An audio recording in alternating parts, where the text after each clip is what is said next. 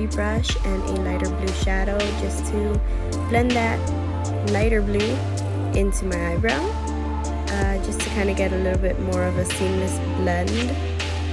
And then I went in also with the darker blue color and just kind of added it a little bit just so that it can blend a little bit better into the other two blues that I had put on above it. And then I forgot to film this part, but I did cut my creases. And then I grabbed a Jeffree Star eyebrow brush and I just grabbed the same dark blue color that we started with and applied it almost as an eyeliner. I kind of wanted it to look like it would almost connect to the top.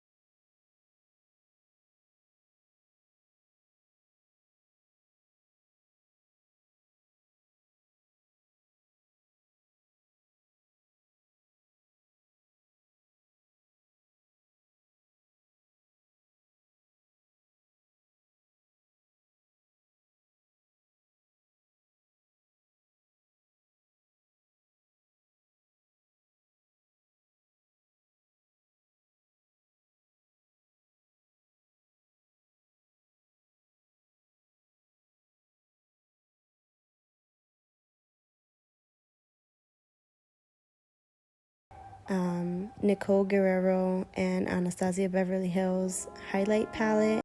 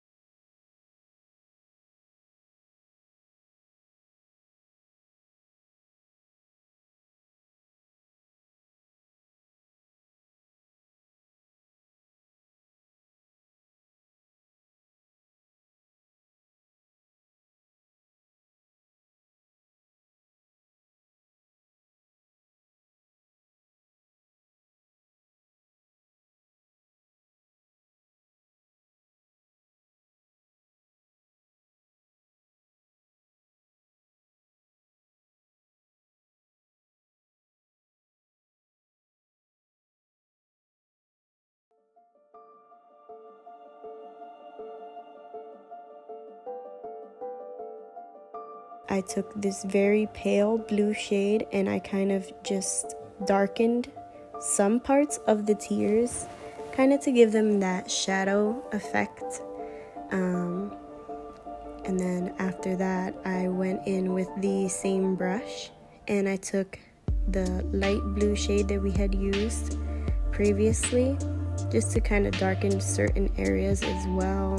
Again, this was just to make it look a little bit more 3D, to have that kind of effect to it.